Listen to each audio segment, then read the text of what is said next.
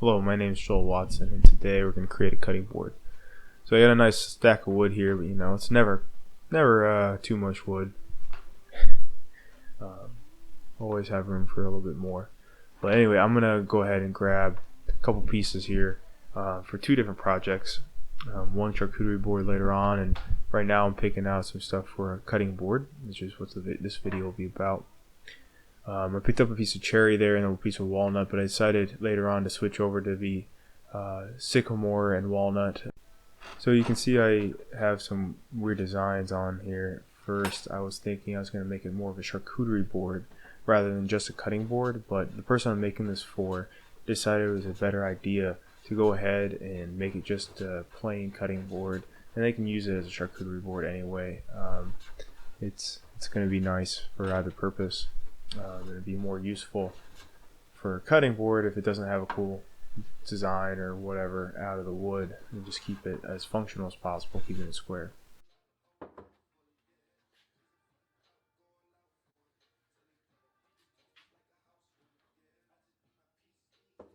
So here I'm changing up the blade. One side was cutting a little too thick, so I moved the blade to compensate for that. That way I get an even shaving across the board.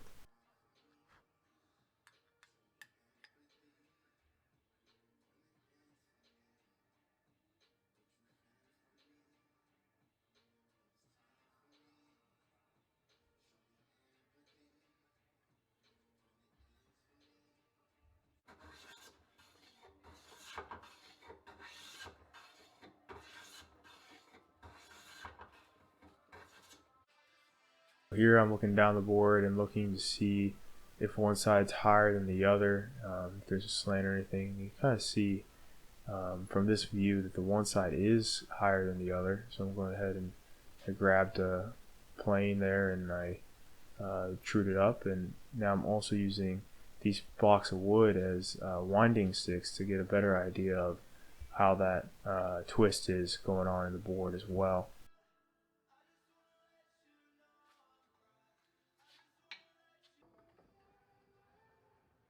Now I'm going to true up the one surface of the sycamore, that way it clamps better, and then I'll flatten one face, that way it will glue up nicely.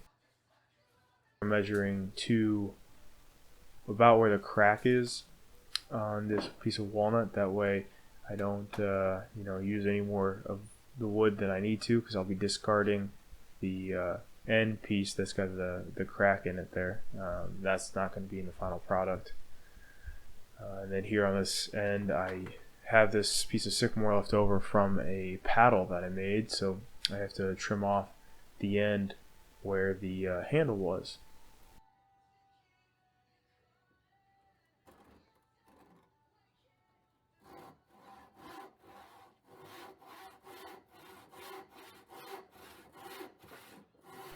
I believe this is a 8-point per inch saw, but I could be wrong on that. It might be 10.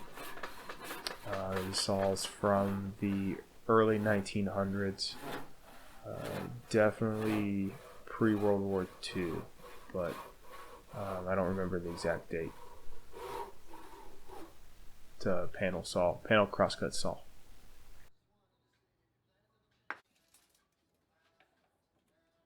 Marking the other side for cutting and giving myself reference lines with a square.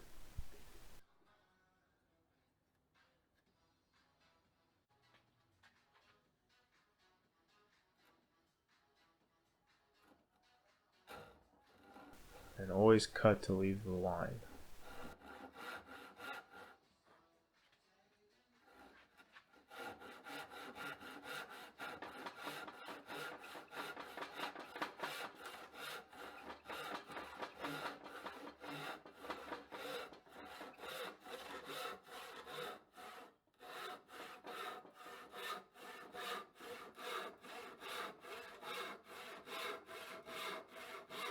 So now time to flatten that face that will be glued against the walnut.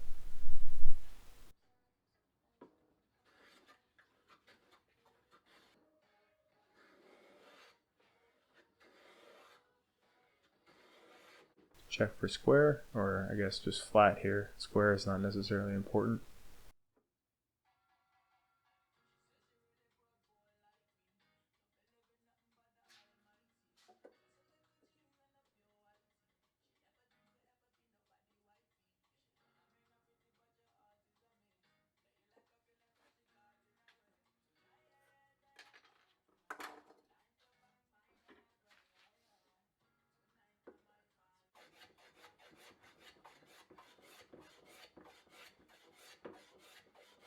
Now, instead of using the rule, I switched over to my plane because it works just as well. It's actually a little bit better because it's heavy, so I can drag it easy and it won't catch on anything.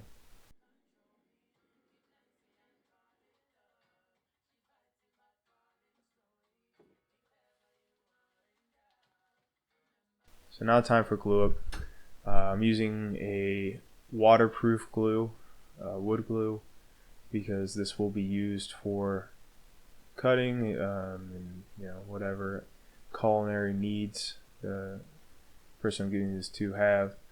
They'll be washing it. When it comes to wooden cutting boards, you never want to put it in the dishwasher. You always want to wash by hand. Never leave it soaking in water long periods of time. You can put them in the microwave if they fit, though. So with walnut, it has quite a porous wood, so I put a decent layer on and kind of let it sit for a minute or two. By a minute or two, I mean more like 20 seconds or so. And then I come back and I wipe on some more glue onto that surface to fill in whatever pores it's soaked into further. I'm also only gluing one side of the board, so I want it to be a little bit more generous on that side. That way I don't have any extra glue wasted on that sycamore piece, because the sycamore piece is wider than the piece of walnut. And I only glue as long as the piece of sycamore is. Because again, no reason to put glue down the whole length of the board when you're not going to be gluing anything to it. Later we'll trim this up flush. So now I'm going to clamp it up and let it sit overnight so the glue can cure. And use as many clamps as you can, and at least have some of them alternating, so that way you get a more balanced force.